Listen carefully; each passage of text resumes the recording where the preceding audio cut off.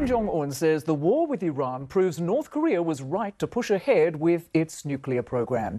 And he's leveled some strong accusations against the US president following another round of missile tests earlier this month. በኢራን ላይ የተካሄደ ያለው ጦርነትና የመሪዎቹ መገደል የሰሜን ኮሪያውን መሪ ኪም ጆንግ ኡንን ቀጥሎ የተራዩን በሚል ስጋት ውስጥ ሳይከታቸው አይቀርም። ሰሜን ኮሪያና ኢራን ለረጅም ዘመናት አሜሪካን በመቃወምና የጦር መሳሪያ በመለዋወጥ የጠበቀ ወዳጅነት ቢኖራቸውም አሁን ግን የሁለቱ ሀገራት ሁኔታ ሰሜንና ምድር ሆኗል። በኢራን ላይ የተቀሰቀሰው ጦርነት ኪም ጆንግ ኡንን የሰሜን ኮሪያ ወደፊት ተፈንታ ሊሆን ይችላል የሚለው ስጋት አሳስቧቸዋል። አሜሪካና እስራኤል በኢራን ላይ የከፈቱትን ጦርነት ተከትሎ ኪም ጆንግ ኡን አእምሯቸውን የሚያወዛግቡና የሚያጨናንቁ ሀሳቦች ውስጥ መግባታቸው አይቀርም። አብራችሁን ቆዩም። ሰሜን ኮሪያ ጥቃቶቹን ተገቢ ያልሆነ ጠባጫሪ ጦርነት በማለት ያወገዘችው በፍጥነት ነበር። ሁሉም በሁለቱ ሀገራት ከአውሮፓውያኑ 1979 ጀምሮ ጸረ አሜሪካ አቋም በመያዝ የደም ትስስር ያለበት ግንባር ፈጥረው በሚሳኤል ልማት ላይ አጋርነት መስርተዋል። ገበያ ነችም። ምንም እንኳን ሁኔታው ይህ ቢሆንም የፖለቲካ ተንታኞች ሰሜን ኮሪያን ከኢራን የተሻለ ጠንካራ ቦታ ላይ የሚያስቀምጧት ሁለት ዋና ምክንያቶች እንዳሉ ያስረዳሉ። የታጠቀችው ኒውክሌር ጦር መሳሪያና የቻይና አጋርነት ናቸው። እንደ አውሮፓውያን አቆጣጠር በ2003 የኢራቅ ጦርነት ጊዜም የቀድሞ የሰሜን ኮሪያ መሪ ኪም ጆንግ ኢል ለ50 ተከታታይ ቀናት ከህዝብ እይታ ተሰውረው ነበር። የደቡብ ኮሪያ ስለላ ተቋም መረጃ እንደሚያመለክተው ወቅቱ አብዛኛውን ጊዜያቸውን ያሳለፉት ከፒዮንግያንግ 600 ኪሎ ሜትር ርቆ በሚገኘው የሳምጆን ማዕከል ውስጥ በተገነባ ልዩ ምሽግ ውስጥ ተሸሽገው ነበር። ከዚህ በተቃራኒ ግን አሁን ላይ የኢራን ከፍተኛ መሪ አሊ ኻሜኒ በአሜሪካና እስራኤል ጥቃት ህይወታቸውን ቢያጡም ኪም ጆንግ ኡን ግን ከህዝብ እይታ አልጠፉም። የደቡብ ኮሪያ ብሔራዊ የስለላ ድርጅት የሰሜን ኮሪያ ጉዳዮች ትንተና ክፍል የቀድሞ ኃላፊ ያንግ ዮንግ ሲኦክ እንዳሉት ይህ የተለየ መረጋጋት ሰሜን ኮሪያ በራሷ አቅም ላይ ያላት የመተማመን ስሜት ምን ያክል እንደጨመረም የሚያመለክት ነው።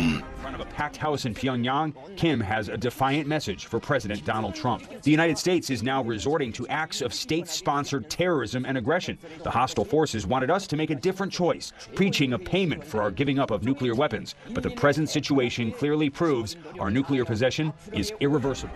የምትተማመነው የኒውክሌር አቅምም ሰሜን ኮሪያ የኒውክሌር ጦር መሳሪያ ባለቤት ነችም። የአሜሪካው ፕሬዝዳንት ዶናልድ ትራምፕ ሳይቀሩ በ2025 ሀገሪቱን በርካታ የኒውክሌር መሳሪያዎችን የታጠቀች ሲሉ በመግለጽ የኒውክሌር ኃያል ሀገር መሆኗን መስክረውላታል። የዓለም አቀፉ የሰላም ስምምነት ተቋም ወይም SAPRI 2025 ባወጣው ጥናት መሰረት ሰሜን ኮሪያ 50 ገደማ የሚሆኑ የኒውክሌር አረሮች ያሏት ሲሆን ተጨማሪ 40 ለማምረት የሚያስችል ጥሬ ዕቃ ክምችት አላትም። በሐምሌ 2024 ደቡብ ኮሪያ በሰጠችው ማስጠንቀቂያ ፒዮንግያንግ ለአጭር ርቀት ጥቃት የሚውሉ ታክቲካዊ የኒውክሌር መሳሪያዎችን የማምረት ሂደት በማጠናቀቅ ላይ መሆኗን አሳውቃ ነበር። የደቡብ ኮሪያው ፕሬዝዳንት ሊ ጄሚዩንግ ባለፈው ዓመት እንደተናገሩት ሰሜን ኮሪያ እስከ አሜሪካ ድረስ ተምዘግዝጎ መምታት የሚችል አህጉር አቋራጭ የባሊስቲክ ሚሳኤል ወይም ICBM በተሳካ ሁኔታ ለማምረት ጫፍ ደርሳ ነበር። ይሁን እንጂ ይህ የባሊስቲክ ሚሳኤል ኢላማውን የመምታት ትክክለኛነትና ወደ ከባቢ አየር ተመልሶ በሚገባበት ጊዜ ሊፈጠር የሚችለውን ጫና የመቋቋም ብቃቱ ላይ ገና ሙሉ እምነት እንዳልተደረሰበት ይነገራል።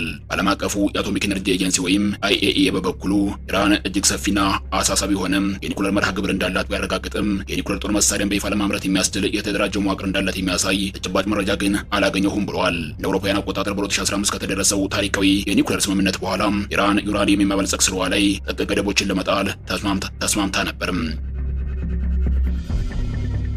በአሳን የፖሊሲ ጥናት ተቋም የመካከለኛው ምስራቅ ጉዳዮች አጥኚ የሆኑት ያንግ እንደሚሉት የዓለም አቀፉ ተቆጣጣሪ አካል ያደረገው ሰፊ ፍተሻም የኢራንን የኒውክሌር ፕሮግራም ጉዞ ወደ ኋላ እንዲጎትት ትልቅ አስተዋጽኦ አድርጓል። ነገር ግን ዶናልድ ትራምፕ በ2018 አሜሪካን ከስምምነቱ ማውጣታቸውን ተከትሎ ኢራን የኤጀንሲው ተቆጣጣሪዎች በኒውክሌር ተቋማቸው ላይ የሚያደርጉትን ፍተሻ መከልከል ጀመረችም። ከተቆጣጣሪ ቡድን የሚገኘው ሚስጥራዊ ሪፖርት እንደሚያሳየው ኢራን በሰኔ 2025 ከእስራኤል ጋር በገባችበት ጦርነት ሳቢያም ከኤጀንሲው ጋር የነበራትን ትብብር ሙሉ በሙሉ አቋርጣለችም። በሌላ በኩል ደግሞ ሰሜን ኮሪያ የመጀመሪያውን የኒውክሌር ፍንዳታ ሙከራዋን በ2006 ካከናወነች በኋላ በ3 ዓመታት ጊዜ ውስጥ ዓለም አቀፉን ኤጀንሲ ተቆጣጣሪዎች በ2006 ካጠናቀቀች በኋላ በ3 ዓመታት ጊዜ ውስጥ የዓለም አቀፉን ኤጀንሲ ተቆጣጣሪዎች ጠራርጋ አስወጥታለች። ከዚያን ጊዜ ወዲህ 5 ሌሎች የኒውክሌር ሙከራዎችን ያካሄደች ሲሆን የመጨረሻው የተደረገ በ2017 ዓ.ም ነበር።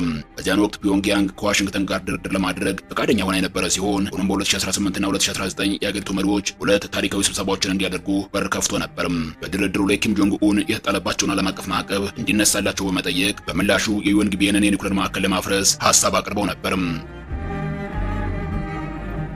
ይሁንና ትራምፕ ከዚህ የዘለለ ተጨማሪ ፍላጎት በማንሳታቸው ድርድሩ ሳይሰምር ቀርቷል። በአሜሪካ ስቲምሰን ኢንስቲትዩት የኮሪያ ጉዳዮች ፕሮግራም ዳይሬክተር የሆኑት ጀኒ ታውን እንደገለጹት በዩክሬኑ ጦርነት ምክንያት ከሩሲያ ጋር የጠበቀ ወዳጅነት ስለፈጠረች ሰሜን ኮሪያ ሁሌ ከፍተኛ የራስ መተማመን ስሜት ይታይባታል። ሆኖም ትራምፕና ኪም አሁንም ጥሩ ቅርበት ያላቸው ይመስላል። የአሜሪካው መሪ ባለፈው ዓመት የሰሜን ኮሪያውን መሪ በአድናቆት ሲያወድሱ ተሰምተዋል። ታውን አክለውም ኪም ጆንግ ኡን ከትራምፕ ጋር መገናኘት የተለየ አጋጣሚ መሆኑን ቢረዱም ይህንን ግንኙነት እንደገና ለማንሰራራት ሲሉ ግን የራሳቸው ጥቅም አሳልፈው አይሰጡም ብለዋል።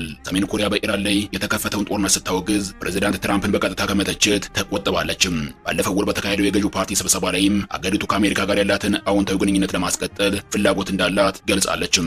ይህ ደግሞ አሁንም ለድርድር ዝግጁ መሆኗን የሚያሳይ ነው። የቻይና የሩሲያና የኒውክሌር ታጋቾች ሚና የጂኦግራፊ አቀማመጥ ለሰሜን ኮሪያ ትልቅ ጸጋ ነው።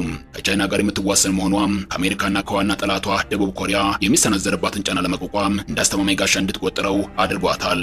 የሰሜን ኮሪያ ስርዓት ቢፈርስ ቻይና እጅግ ከፍተኛ ለሆነ የዜጎች ስደት ልትጋለጥ ትችላለችም። በሁለቱ የኮሚኒስት ስርዓት አራማጅ ሀገራት መካከል ያለው ታሪካዊ ትስስር እርስና ከናፍር ሲደጋገፍ ያምር እንደሚባለው ነው። 1961 ጀምሮ ተግባራዊ በሆነው የጋራ መከላከያ ስምምነት መሰረት ሰሜን ኮሪያ የውጭ ወረራ ቢገጥማት ቻይና ከጎኗ ለመቆም ቃል የገባች ሲሆን ይህ ቤጂንግ የተፈራረመችው ብቸኛው መሰል ስምምነት ነው። ሆኖም ይህ ማለት ቻይና ለሰሜን ኮሪያ ሁልጊዜ ፍጹም ድጋፍ ትሰጣለች ማለት አይደለም።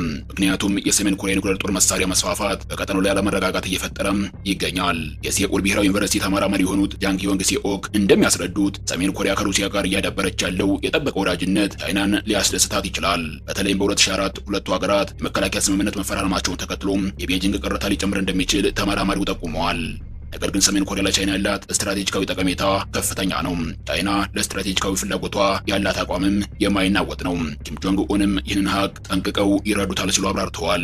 የአሳን ተቋም ባለሙያው ጃንግ እንደሚያብራሩት ሰሜን ኮሪያ ካላት የጂኦግራፊያዊ ቅርበት አኳያም ደቡብ ኮሪያና ጃፓንን እንደ ኒውክሌር ታጋቾች አድርጋ ነው የምትመለከታቸው። ሁለቱ ኮሪያዎች የሚዋሰኑት የጦር መሳሪያ ነጻ በሆነው ቀጠና ሲሆን ይህም አካባቢ 250 ኪሎ ሜትር ርዝመትና 4 ኪሎ ሜትር ስፋት ያለው እንዲሁም ከሁለቱም ሀገራት ዋና ከተሞች በ200 ኪሎ ሜትር ርቀት ላይ የሚገኝ ነው።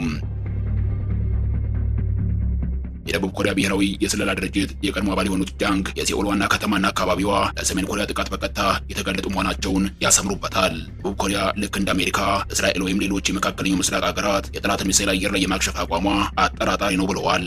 ጃፓንም በተመሳሳይ በሰሜን ኮሪያ ቀጥተኛ የጥቃት ኢላማ ውስጥ ያለች ሀገር ስትሆን ሰሜን ኮሪያ በሚሳኤል ሙከራዎቿ ጊዜ በተደጋጋሚ ወደ ጃፓን የባህር ክልል ሚሳኤሎችን ታስወነጭፋለችም።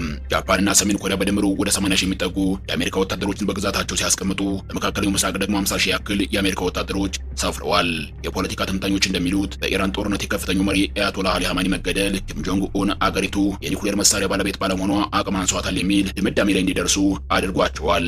ዋሽንግተን ዲሲ የኮሪያ አሜሪካ የኢኮኖሚ ተቋም ተመራማሪ የሆኑት ኤለን ኪም እንደሚሉት ከአሜሪካ ጋር ወደ ድርድር መግባት ብቻም ለስርዓቱ ቀጣይነት ሙሉ ዋስትና ሊሆን አይችልም።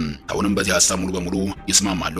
ሰሜን ኮሪያ የኒውክሌር አቅሟን ለመገንባት ባሳለፈቻቸው ዓመታት ብዙ ፈተናዎች አጋጥመዋት ሊሆን ይችላል። አሁን ባለው ነባራዊ ሁኔታ ግን ኪም ጆንግ ኡን የሄዱበት መንገድ ትክክለኛ እንደነበር ጽኑ እምነት አላቸው። ምክንያቱም የኒውክሌር መሳሪያ የታጠቀችን ሀገር መውረር የሚያስከትለው መዘዝ እጅግ ከባድ ስለሆነም ማንም በቀላሉ ይህንን አማራጭ እንደማይወስድ በሚገባ ያውቃሉ ሲሉ ማብራሪያ ሰጥተዋል።